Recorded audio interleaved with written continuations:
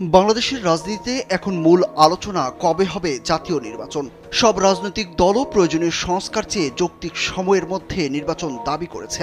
তবে বিভিন্ন সময় অনেক বক্তব্যেই নির্বাচন ইস্যুতে কথা বলেছেন অন্তর্বর্তী সরকারের প্রধান উপদেষ্টা ডক্টর মোহাম্মদ ইউনূস। এবার মার্কিন মুলুকে আরও একবার নির্বাচন নিয়ে নিজের অভিমত জানালেন তিনি। প্রধান উপদেষ্টা ডক্টর মোহাম্মদ ইউনূস সাধারণ নির্বাচনের তারিখ কখন ঘোষণা করা হবে সেটির একটি ধারণা দিয়েছেন। তিনি বলেছেন, যখন সবাই একটি রাজনৈতিক ঐক্যমতে পৌঁছাবে এবং ভোটার তালিকা প্রস্তুত হবে তখনই নির্বাচনের তারিখ ঘোষণা করা হবে। এর আগে প্রয়োজনীয় সব সংস্কার করা হবে বলে জানান তিনি। যুক্তরাষ্ট্রের স্থানীয় সময় মঙ্গলবার আন্তর্জাতিক মুদ্রা তহবিল IMF এর পরিচালক ক্রিস্টিনা জর্জিভার সঙ্গে বৈঠকে এমন তথ্য জানান ডক্টর ইউনূস।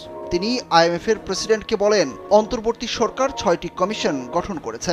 এসব কমিশনের কাজ হলো নির্বাচন, বেসামরিক প্রশাসন, পুলিশ, বিচার বিভাগ, দুর্নীতি বিরোধী ব্যবস্থা এবং সংবিধানের প্রয়োজনীয় সংস্কারগুলো খুঁজে বের করা এবং সেগুলো সরকারকে অবহিত করা।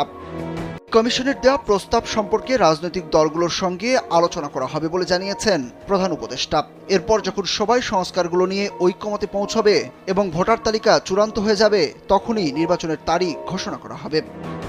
আন্তর্জাতিক মুদ্রা তহবিলের প্রেসিডেন্ট এসব সংস্কারের প্রতি সমর্থন জানিয়েছেন এবং ইঙ্গিত দিয়েছেন বাংলাদেশ সরকারকে দেয়া আর্থিক সহায়তার পরিমাণ বৃদ্ধি করতে পারেন তারা।